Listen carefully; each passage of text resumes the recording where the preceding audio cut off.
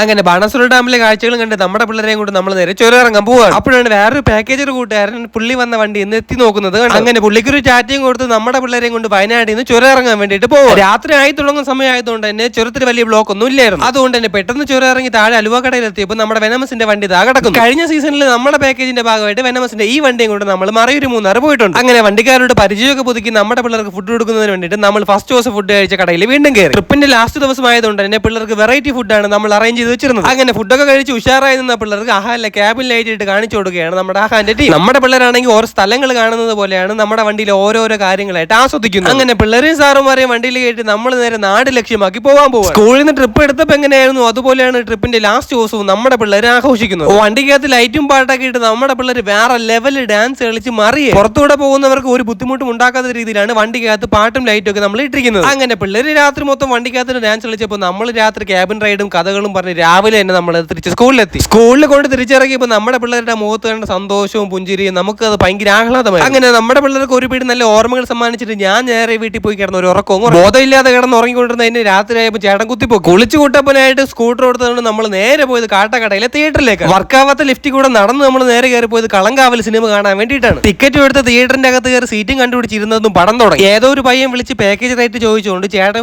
തിയേറ്ററിന്റെ അകത്തിരുന്ന് package rate കൂട്ടിക്കൊണ്ടിരിക്കുകയാണ്. അതിന്റെ കൂടെ പടത്തിന്റെ പേര് കൂടെ സ്ക്രീനിൽ എഴുതി കാണിച്ചപ്പോൾ തിയേറ്റർ അങ്ങ് ഓണായി. മമ്മൂക്കയുടെ അഭിനയമാണ് ഈ സിനിമയിൽ എടുത്തു പറയാനുള്ള കാര്യം. മമ്മൂക്കയുടെ അഭിനയം കണ്ട് ഇന്റർവെൽ ആയതുപോലും നമ്മൾ അറിഞ്ഞില്ല. ഇന്റർവെല്ലിന് പുറത്തിറങ്ങി സിനിമയുടെ ചർച്ചകളും നടത്തി ഓരോ പൊരിയുമായി ചകത്ത് കയറിയപ്പോഴും തിയേറ്ററുകാരെ വീണ്ടും നമുക്ക് പണി തന്നു. ഇന്റർവെല്ല് കഴിഞ്ഞതും സ്ക്രീനിൽ എന്തോ പറ്റി. അങ്ങനെ സ്ക്രീനിന്റെയും കുറ്റം പറഞ്ഞുകൊണ്ടപ്പോൾ സിനിമ അങ്ങ് തീർന്നു. സിനിമ തീർന്ന് ടൈലന്റ് കാണാൻ വേണ്ടിയിട്ടല്ല, ഒരു 10 മിനിറ്റ് എന്ത് ചെയ്യണമെന്ന് അറിയാതെ മമ്മൂട്ടിയുടെ അഭിനയം കണ്ട് വിസ്മരിച്ചാണ് നമ്മൾ തിയേറ്ററിന്റെ അകത്തിരുന്നത്. അങ്ങനെ ഒരു കിടിലം പടം കണ്ട എക്സ്പീരിയൻസിൽ നമ്മൾ നേരെ തിരിച്ച് വീട്ടിലേക്ക് പോവാണ്.